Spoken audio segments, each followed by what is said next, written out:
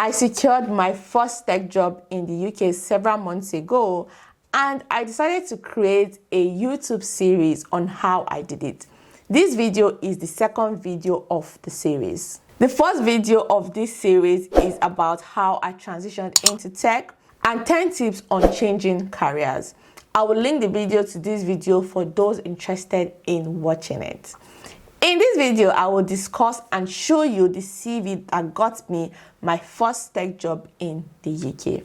Before I show you my CV, let's talk about some general CV rules and things to avoid putting on your CV. The first rule is to keep your CV to 1 to 2 A4 pages. You can go above 2 pages if you have extensive work experience. Keep it to a page if you are fresh out of university and have little to no work experience. In creating a CV, consider jobs you have done in the past, volunteer work, and hobbies or interests that can be relevant to a job. You see, this process will help you identify the jobs that are a good fit for you and help you create a CV. The second rule is to tailor your CV to the job you're applying for. Now, you want to customize your CV for each job application to add relevant keywords from the job description so your CV can pass through ATS, that is Applicant Tracking System. Although you want to include the relevant keywords from the job description to your CV, you want to also highlight your skills and work experiences most relevant to the specific position you're applying for.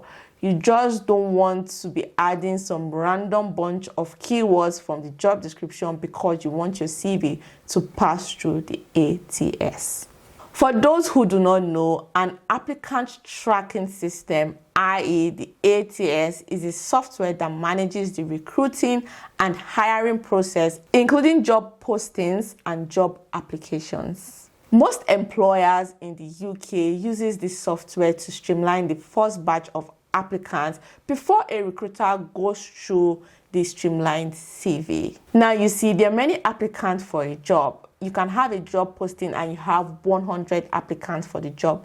A recruiter cannot sit down and go through 100 CVs. So what most employers do is to run the CVs of those who have applied for a particular job through the ATS, and then the ATS will streamline some of the CVs and kick some people out so that they can have, let's say, out of the 100 people that apply, they can have maybe 50 people or even 20 people, and then a recruiter can sit down and go through that. So this is just to streamline the recruitment process for employers. So to increase the chances of your CV passing through an ATS, you as a job seeker should tailor your resume to match the specific job description and include relevant keywords. Using one CV to apply for different jobs is not an intelligent strategy.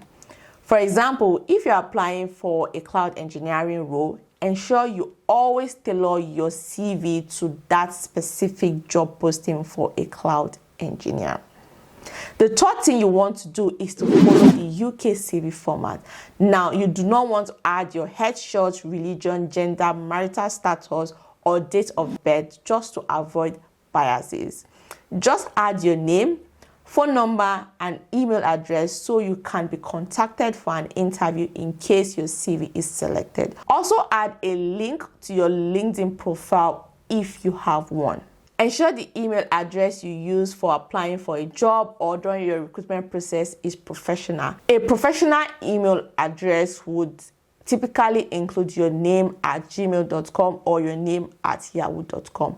Avoid using email addresses such as sweetcandy24@gmail.com or hotgirlpopping@gmail.com or sweetfineboy@gmail.com. You want to avoid using those kind of email addresses. Where possible, you also want to avoid including your home address for security purposes. Always ensure that you list your educational qualifications, certifications, skills, and relevant work experiences. Now, the fourth thing you want to do is to proofread your CV. Now, your CV is your first impression, and first impression matters during recruitment processes. To avoid miscommunication and show professionalism, eliminate spelling errors and grammar errors for an excellent first impression. You want to ensure that the information you are providing is accurately conveyed. Now, you want to use Grammarly or spell checker on, let's say, Microsoft Word or Google Doc to check for spelling and grammar errors in your CV.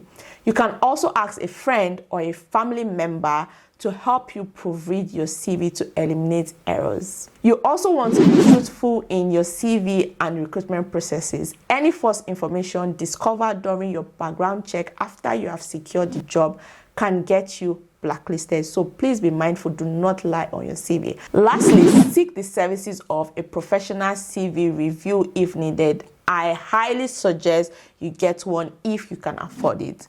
Now, let's talk about the CV that got me my first tech job in the UK. Hello.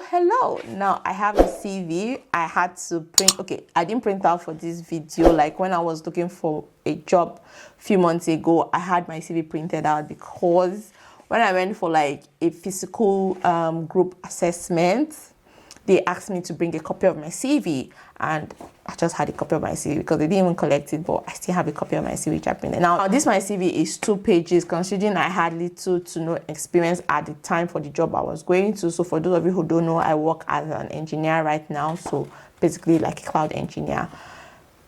And now my CV is just a page. But yeah, this CV was 2 pages. So the first thing I have on my CV, I'll leave it at the side so you guys can see, but I would blur out some things. Now, the first thing I had on my CV was my name. So my full name, my first name, middle name, and surname.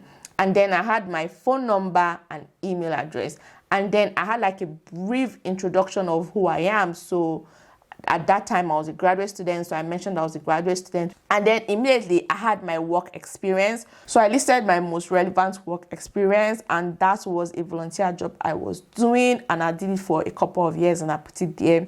And then I also listed my student ambassador job I was doing when I was doing my postgraduate degree. And then I mentioned what I did during my NYC, and then I went on to list my educational qualifications and then my certifications. So I have like my master's degree, my undergrad, and then just went on to my qualifications. So under those subheadings, I wrote little things just to help me out. Like under my degree, I wrote little things. Now with my new CV, I didn't even do this because I'm a hot cake now, so I didn't like do all of this scenario. So basically, that's what my CV looked like. Now I'm on my second row. Now the job I applied for with this CV, I've been promoted, so I don't do that job anymore. Like I'm not. It was more like an associate where you just enter the company just to learn what the company is all about, and then they post you to your role. So those of you who work for like maybe global companies, you would understand this a lot because they do it where they take early careers, and when you do your early careers, they can put you in mid-level roles, or you can just go maybe into a little bit junior, senior role like that. So basically, that is the CV that got me my first tech job in the UK. If after watching this video, you still need one-to-one help in creating your CV or just creating a first draft overall, you can book a one-to-one session with me and I can help you with that. I will leave a link to how to book the session with me in the description box. So with this, we've come to the end of today's video. Do not forget to share this video with someone who will find it helpful. Bye for now, and thanks for watching.